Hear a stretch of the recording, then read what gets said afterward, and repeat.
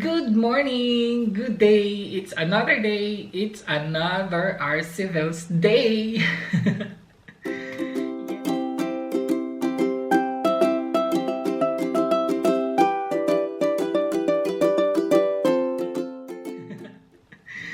Yes guys, look at this. Our table is full of breakfast. Today is Saturday, December 23. Yes, my God, Paskong Pasko na guys. I mean bukas.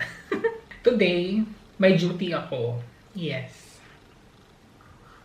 May duty tayo sa Christmas. Hanggang Tuesday ako duty guys, panghapon. Nagpapabili ako kay partner ng croissant. Ako lang guys, kasi ayaw niya mag-croissant. Lumabas siya at bumili na siya ng dalawa. Kasi meron pa siyang britzel kahapon, tirato niya kahapon. Yan lang yung breakfast daw niya, tapos coffee. At saka ako, meron akong croissant, meron akong pineapple juice, meron akong coffee, meron akong water. At meron akong egg and cheese, diba? Egg and cheese tayo. Try ko yung ilagay siya sa croissant instead of butter. And meron din ako ditong strawberry marmalade. Yeah, so magbe-breakfast ako kasi nga panghapon tayo. Brunch na to para sa akin. Kasi doon ako kakain sa trabaho pag may masarap na pagkain doon. Egg and cheese. So try natin kung anong lasa. Try ko muna siyang walang marmalade kasi plan ko lagyan ko din siya ng marmalade. Sarap. Sarap. Good? Yeah, masarap siya guys actually. Bak nalagyan ko siya ng marmalade. Savory and sweet. Let's see.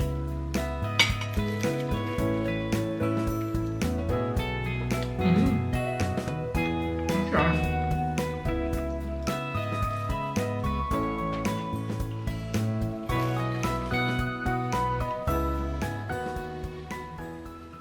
On the way na kami. Nagpatid ako sa kanya guys kasi it's raining cats and dogs outside. Oh, Thank you. you're alive. Okay naman yung panahon. Kaso kasi kaninang umaga, maulan, mahangin, may bagyo pa kasi. We still have storm, yeah? Or that should finish? Schon fertig. Okay. May bagyo nung mga nakarang tapos biglang hahangin, tapos biglang uulan. So sabi ko, ihatid mo ko today. Kahit na malapit lang naman yung work. Kasi ayoko maabutan ako ng ulan sa daanan. So, yan po. It's my second day of work. Today is December 24, guys. And as you can see, good tayo today. At naglalakad lang ako kasi busy si partner. Siya kasi magpe-prepare ng aming Christmas dinner mamaya. So, hindi na lang ako magpapahatid. Makulimlim siya guys, tapos mahangin. Pero I think mamaya pang gabi yung uulan. Oh my God. Ang talaga guys, very quiet today. Kahit Christmas, I'm sure dyan sa Pinas ang ingay nyo na dyan. Dito, yung mga tao nasa loob lang ng bahay. Ibang-iba ang Christmas dito guys. So, huwag kayong dyan. Minsan hindi maganda buhay dito. Charot. Look, pakita ko sa inyo. It's December 24. Pero, ang tahimik ng palibot natin. And it's Sunday guys. That means closed lahat yung mga tindahan. Naka-out na si RC. And guys, wala akong nakitang tao kahit isa. It's December 24 evening guys. It's almost 9 PM. Wala guys, yung mga tao nasa loob natutulog na siguro. So ganito ang Christmas ng Germany. Excited na ako makauwi kasi si partner nag-prepare ng dinner namin. Nag-prepare si partner ng dinner guys. So hindi ako kumain sa trabaho kasi alam ko may pagkain sa bahay na masarap. Yung talaga, typical Christmas dinner talaga ng mga Germans. So diba, hindi gaya dyan sa atin, Pinas. Siguro ngayon, na ngayon dyan pero parang 1 AM na ata dyan ngayon sa atin. I'm sure maingay pa dyan sa atin guys. Pero dito wala ka talagang maririnig. Diba? Grabe ang tahimik. Ang kaibahan lang kasi dito guys, parang US din. Magsi-celebrate talaga sila ng Christmas is 25 talaga. Pero tayo mga Pinoy, sinasalubong natin, 'di ba, sa 24 ng gabi. So hinihintay talaga natin na mag-12. Kaya medyo mas masaya talaga sa atin kaysa dito. Ako lang mag-isa naglalakad tonight. Grabe. Diba kahit mga bahay guys, mga bahay-bahay dito, mga bahay na kasi yan. Yan mga bahay-bahay na yan. Wala kang maririnig na nagka-Christmas party. Na may mga musics, diba? As in. At biglang umulan, o diba? Malapit na ako sa amin. So look at our neighborhood guys. Very very quiet talaga. Tulog na siguro yung mga tao. Yan ang aming dinner for tonight. Gansa siya guys. Isang whole na gansa. Ang laki ng gansa. Traditional dinner talaga yan ng German. Tapos merong rotkohl, red cabbage yan. At saka meron tayo ditong mashed potatoes na German din yung lasa niya. Tapos meron tayong sauce, gravy, German din. Ang nakakaano dito is yung Preiselbeeren. Ano to siya guys? Para siyang marmalade. Matamis to siya. Partner siya nito. Tsaka yung Gans na yan. That's our dinner for tonight.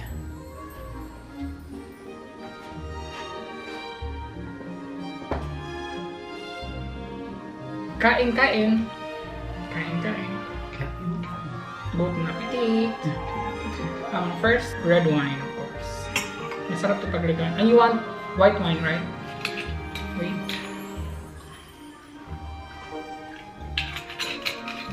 So, white wine sa kanya. Merry Christmas! Not Christmas.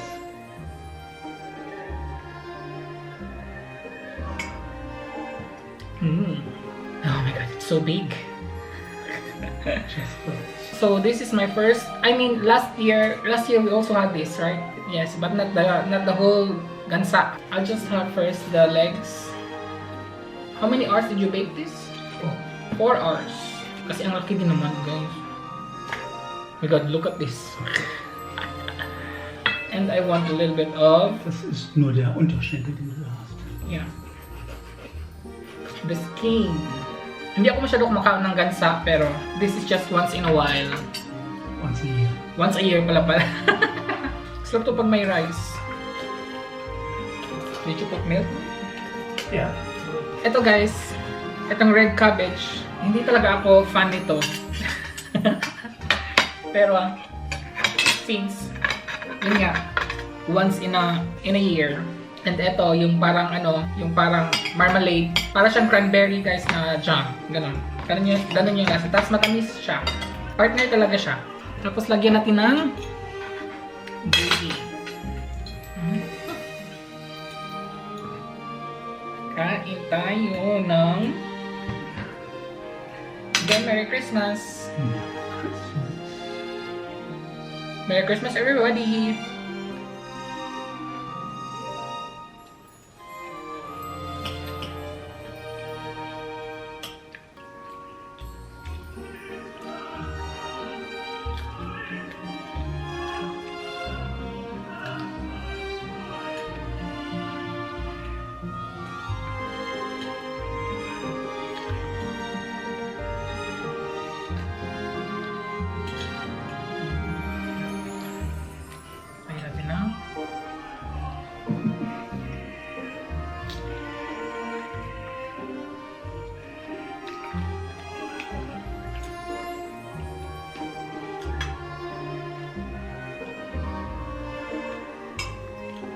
That's our dessert, fried apple with butter and cinnamon and ice cream.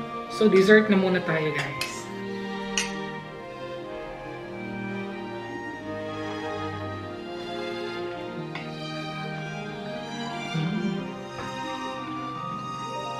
Ang sarap nito, naka-fried na apple with butter and cinnamon. Tapos ang init, tapos may ice cream sa ibabaw. Ang sarap.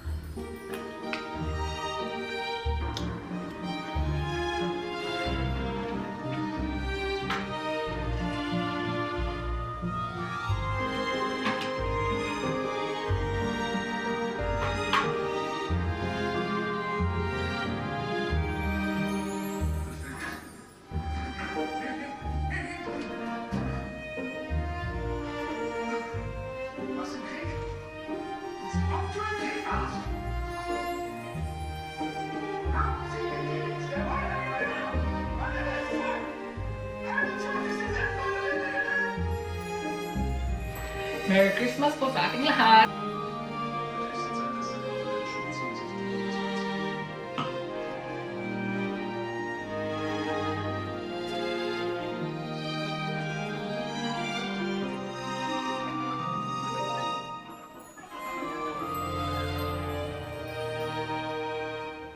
Good day po sa ating lahat. Good morning. Good morning. Today is December 26. Birthday pala ng ano ko ngayon, second eldest namin, Undo. Happy birthday, Undo! Late na to niya nakikita. Anyways guys, today is December 26 and today is my 4th day na panghapon. It's already 11:30 a.m. Nag-breakfast lang po kami kanina and then, yeah, late ako bumangon. 10:30 na ata. Yeah, kasi nag-duty tayo. Tapos nag-edit pala ako kagabi after work. So, sana po ay masaya po ang ating Christmas.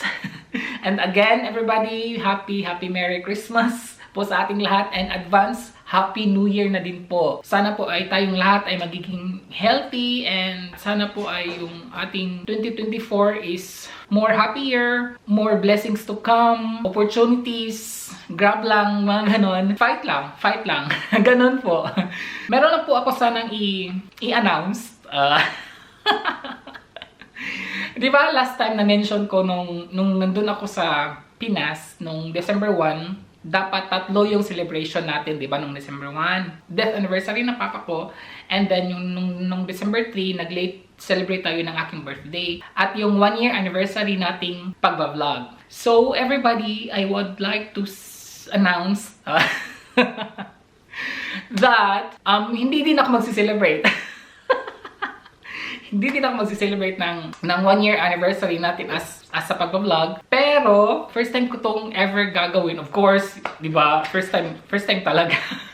First time tong magaganap sa ating channel that RC would give back something to our subscribers. Yes, everybody. I mean, I cannot accommodate all of you. I have, right? As of now, I have 1,530 something. But guys, I cannot accommodate all of you, as you know that maliit lang yung channel natin, and then so guys, magpapag-giveaways ako. Yes.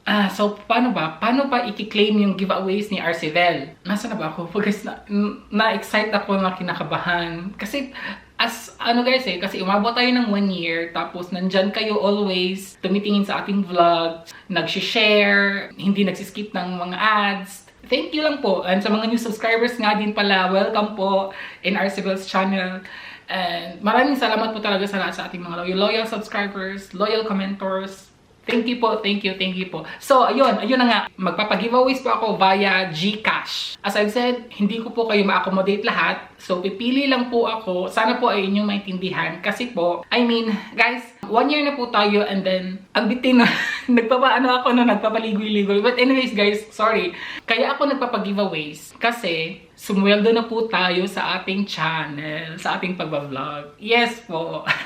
After 1 year po. And then, di ba na-monetize tayo nung September? So, doon pala magsa-start yung earnings sa after ka na ma-monetize. Kasi yung mga, doon ko lang po kasi nalaman. Kasi pag may mga vlogs ka, tapos hindi ka pa na-monetize, hindi pala yun counted sa earnings mo. So, after ma-monetize ka na, doon na magsa-start yung earnings mo. So, nag-start yung earnings ko is nung September. Kasi September tayo na nag-monetize. So, September, October, November. So, November, 3 months po. After 3 months po ako nakasweldo. Tapos, nakuha ko lang po siya last week, December. Yung sweldo po natin nung December is, sweldo po yun ng September, October, November. So, hindi po siya kalakihan kasi alam niyo naman, maliit pa lang po tayo. And then, nagdedepende po yan sa views at sa mga ads. So, kaya hindi po masyado malaki yung sweldo ko. First, yeah, of course, first time pa naman po natin. And then, ang saya ko kasi, actually guys, yung first sweldo ko, plan ko talaga is, i-share ko dapat siya kay Libby Ann at saka kay partner. Kasi sila, isa din sila sa mga supporters natin, di ba? Of course, Libby Ann is a very big help in our channel. So, sabi ko kay Libby Ann, pwede bang next time ko na lang siya i-treat?